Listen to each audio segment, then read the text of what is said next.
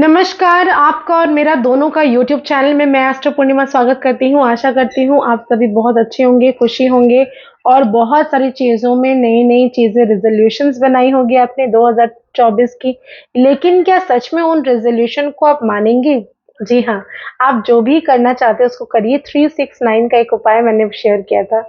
वो उपाय को ज़रूर देखिए और मेंटेन करिए साल के शुरू से ही। यकीन मानिए मैनिफेस्टेशन में इतनी पावर होती है ना कि जो भी आप चाहें उसको पूरा कर सकते हैं।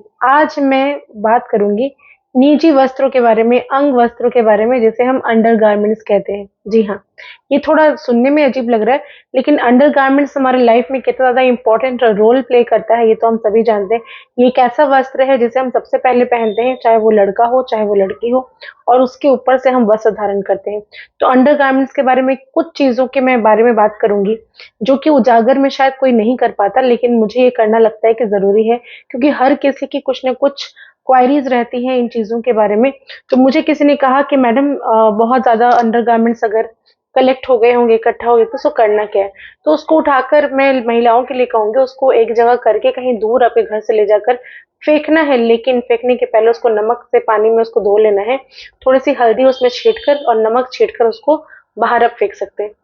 तो आज मैं बहुत सारी चीज़ों के बारे में इस तरह से बात करूँगी, टोटके के बारे में बात करूँगी और दूसरी चीज़ ये कि आपको ये बताऊँगी कि उनसे क्या-क्या काम होते हैं और क्या-क्या नहीं करने चाहिए, क्या करना चाहिए। इसके पहले एक विनम्र निवेदन, अगर अभी तक मेरे चैनल को आप लोगों ने शेयर, सब्सक्राइब, लाइक नहीं किया ज़रूर करें और माता रानी का बहुत-बहुत धन्यवाद कि मेरा चैनल ग्रो कर रहा है, हम सब एक साथ आगे बढ़ रहे हैं और इसी तरह बढ़ते रहेंगे।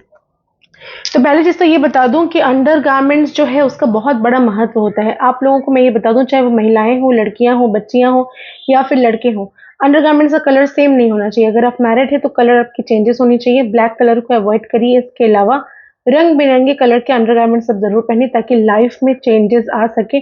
स्टिक नहीं होना किसी एक कलर को लेके। बच्चे हैं तो क्रीम कलर, व्हाइट कलर की लड़कियाँ जो हैं वो यूज़ कर सकती हैं। लड़के जो हैं वो व्हाइट कलर के ही अंडरगारमेंट्स पहनते हैं क्योंकि उनका शर्ट जो है वो ट्रांसपेरेंट अधिकतर होते हैं। तो उसके हिसाब से कलर आप अगर चेंज करने लायक हो तो ज़रूर करिए, नहीं है तो व्हाइट पहनिए।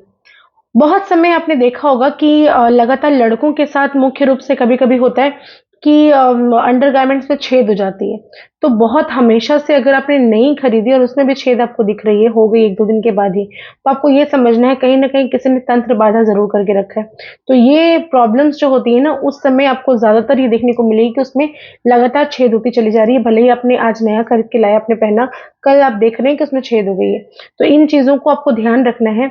अगर आप अंडरगारमेंट्स बाहर सूखने के लिए देते हैं, चाहे वो लड़की हो चाहे लड़के हों, आपको उसके ऊपर से एक पतली सी चुन्नी ज़रूर देनी चाहिए।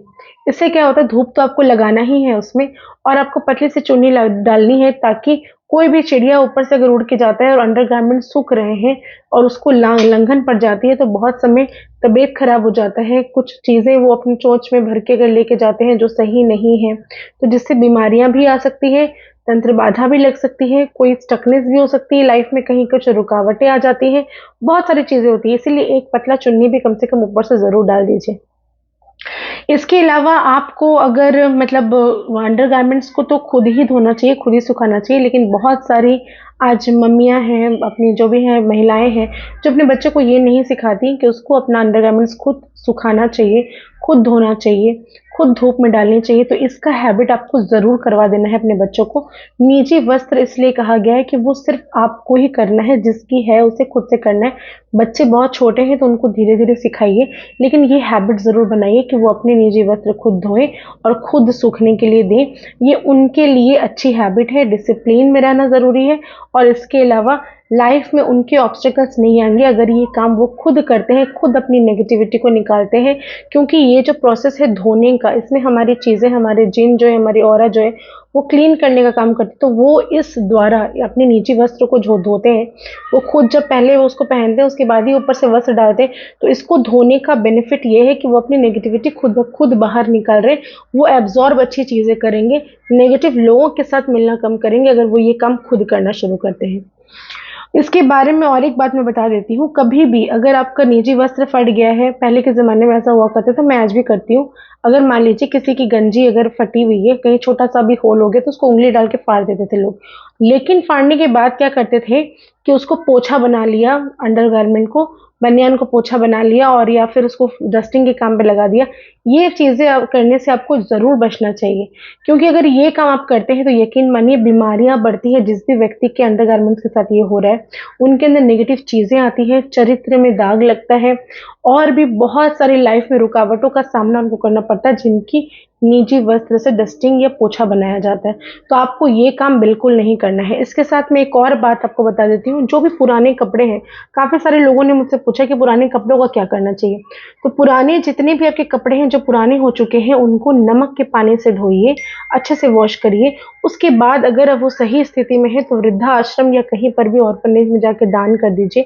लेकिन अगर वो फटे पुराने हो गए हैं तब भी उसको नमक के पानी में धोकर ही आपको बाहर फेंकना है। आप ऐसे ही नहीं फेंक सकते, क्योंकि उसमें हमारा ऑरा रहता है, हमारा जिन रहता है जो कि उसके अंदर प्रेजेंट रहती है। और अगर इसी तरह से आप दे देते हैं तो कोई भी इसका कुछ भी यूटिलाइज कर सकते हैं। अगर आपने देखा होगा अचानक से आपकी शादी रुक गई है, शादी हो ही नहीं रही है, अच्छे रिश्ते नहीं आ रहे, आपकी मैरिड लाइफ अच्छी चल रही थी, अचानक से स्टक हो गई, आपके अंदर आप बच्चा करना चाह रहे, चेष्टा करें लेकिन बच्चा हो नहीं रहा, इस तरह की समस्या अगर जूझ रहे हैं ना, तो आपको ध्यान देना है कहीं आपके अंडरगारमेंट्स चोरी तो नहीं हो गए। आपने छत में पसारा था, छत में पसारा, बैल्कनी में पसारी और वहां से गायब हो गए। ये जो तंत्र बाधा जो होती है वो अंडरगारमेंट्स के द्वारा ही की जाती है। अगर बच्चा नहीं हो रहा तो उसके पीछे हो सकता है, आपके ख्याल कीजिएगा कि कहीं आपके अंडरगारमेंट्स तो चोरी नहीं हो गए, शादी नहीं हो रही तो उसके लिए भी ध्यान देना है। और इस तरह की बीमारियां अगर बहुत ज़्यादा पकड़ ली, सडनली बहुत कुछ उथल-पुथल हो गया, डॉक्टर डायग्नोस नहीं कर पा रहे कि बीमारियां है क्या। इस तरह की समस्या अधिकतर होती है जिनके अंडरगारमेंट्स जो है वो चोरी हो जाते हैं या गायब हो जाते हैं, तो इसका भी ध्यान आपको ज़रूर रखना चाहिए।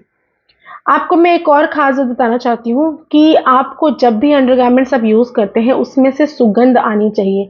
मतलब उसको अच्छे से वॉश करके आप उसको गुलाब जल से ज़रूर धो लीजिए कभी-कभी। उसमें इत्र लगा के छोड़ दीजिए, धूप में पसारिए। इसको फ्रेश रखने की आवश्यकता ज़रूर है। रिपीट कभी मत करिए, बहुत ज़्यादा अर्जेंट अगर पड़ जाए तभी करना, लेकिन रेगुलर काफ़ी लोगों को मैंने देखा है उसको रिपीट करते हुए, तो रिपीट आपको बिल्कुल नहीं करना है।